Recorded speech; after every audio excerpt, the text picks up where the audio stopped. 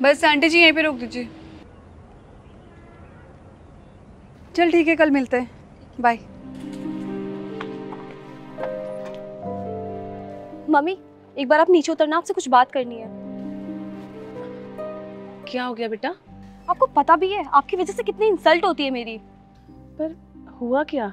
मैं किसी को बता नहीं सकती कि आप माँ है मेरी। पता नहीं मेरे फ्रेंड्स क्या सोचेंगे। और आप रिक्शा लेके यहाँ क्यों आई? मैं कैसे बताऊँ कि मैं बेटी हूँ आपकी? हर वक्त आप ना मेरी इंसल्ट करवाने के पीछे पड़े रहते हो। अगर मेरे फ्रेंड सर्कल में से किसी को भी पता चल गया ना कि मैं आपकी बेटी हूँ, पता नहीं वो क्या सोचेंगे कि मैं एक रिक्शे वाले की बेटी हूँ। बेटा, इसी रिक्शा के काम से तो हमारा घर का गुजारा चलता है, और कोई काम छोटा या बड़ा थोड़ी होता है। काम तो काम होता है ना। हाँ हाँ, मुझे अच्छे से पता है काम तो काम होता है, लेकिन मुझे ना आपका ये रिक्शा वाला काम ना बिल्कुल भी नहीं पसंद। इसलिए प्लीज आप कृपया करके मेरे फ्रेंड्स के सामने कभी अपना रिक्शा उठा के मत आइएगा। ठीक है बेटा, मैं तेरे कॉलेज के आसपास रिक्शा लेकर नहीं आऊंगी। मम्मी आपको पता था ना मुझे ये वाला सूट नहीं चाहिए, फिर भी आपने मुझे यही वाला दिलाया। मुझे 12,000 वाला पसंद था। आपने कभी मेरी सुनती ही नहीं हो, हमेशा अपनी मर्जी की करती हो। बेटा, तूने ये वाली ड्रेस पहन के देखी थी ना, कितनी जच रही थी तेरे पे। और बेटा, वो 12,000 वाली बहुत महंगी थी। अब मेरे पास जितने पैसे थे, मैंने तुझे अपनी तरफ से अच्छी ड्रेस लेके दी है। ऐसे नाराज नहीं होते बेटा माँ से। तो अगर आपके पास पैसे ही नहीं तो आप मुझे क्यों ही लेके जाते हो बाहर सामान दिलाने के लिए? क्यों इतने अच्छे कॉलेज में एडमिशन कराया? आपको पता है ना मेरे फ्रेंड्स हैं, मुझे भी कुछ स्टैंडर्ड मेंटेन करना पड़ता है। अगर मैं ये सूट पहन के जाऊंगी, आपको पता भी है सब कितना मजाक उड़ाएंगे मेरा। बेटा, अच्छे कॉलेज में तो भेजना ही है ना तुझे। पढ़ लिख कर अच्छी नौकरी करेगी, अपनी माँ की तरह रिक्शा थोड़ी चलाएगी। बेटा, रिक्शा भी मैं अपनी मर्जी से थोड़ी चलाती हूँ। तेरे कॉलेज की फीस भर सकूँ, छोटी को भी पढ़ा सकूँ, इसलिए ये काम करती हूँ ना। बेटा, थोड़ा सा तो मेरी बात को समझना।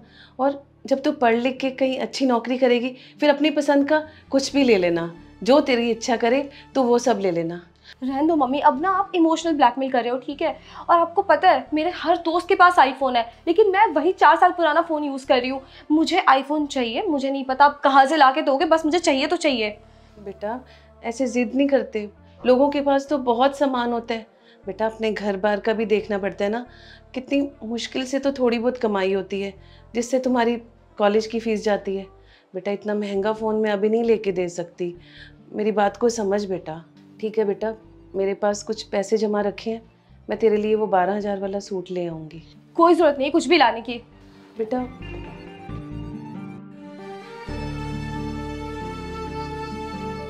क्या हुआ दीदी, आप इतना उदास क्यों बैठी हैं?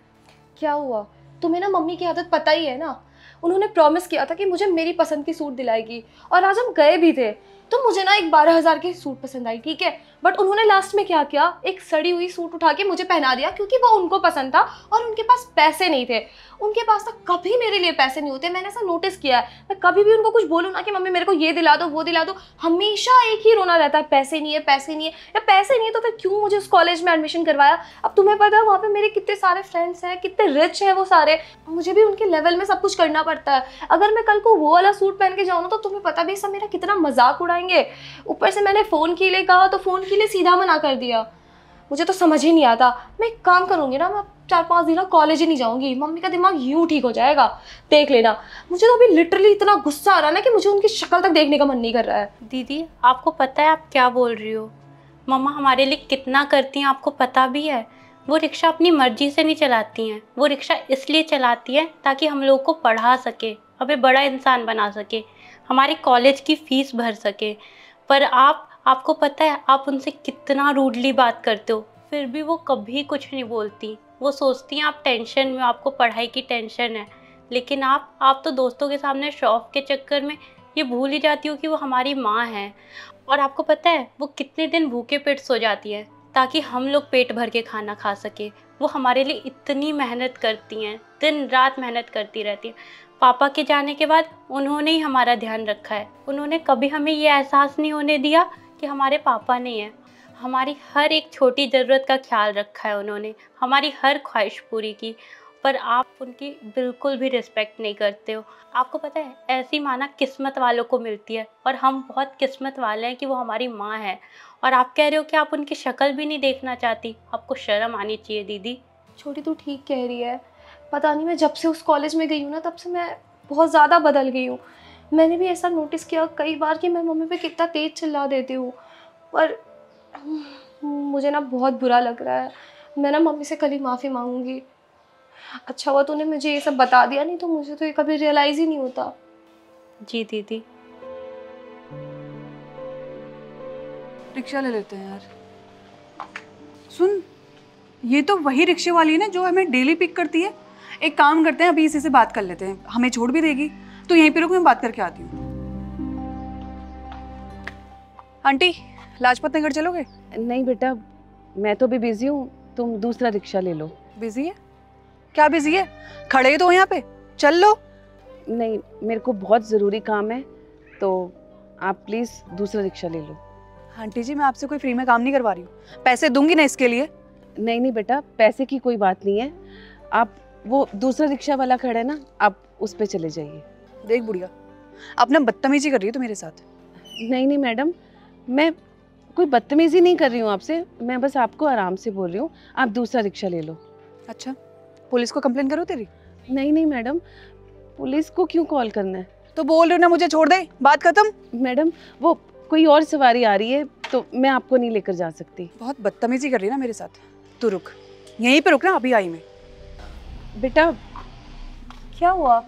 यार, बड़ी बदतमीज रिक्शे वाली है, इसको तो मैं बताऊंगी। तुझे पता है इसने मेरे साथ कितनी बदतमीजी करी है? मुझे लगता है इसकी पुलिस कंप्लेंट करनी ही पड़ेगी।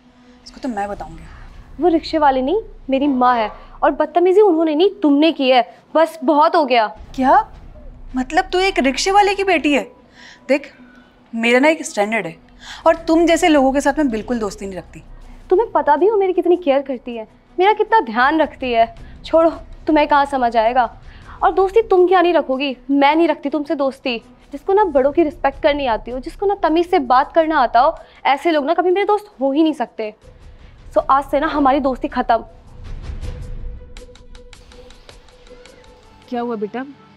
मैंने तेरी फ्रेंड को कुछ नहीं बताया, मैंने उसको नहीं पता चलने दिया कि मैं तेरी माँ हूँ। मुझसे गलती हो गई माँ। क्यों बेटा, क्या हो गया?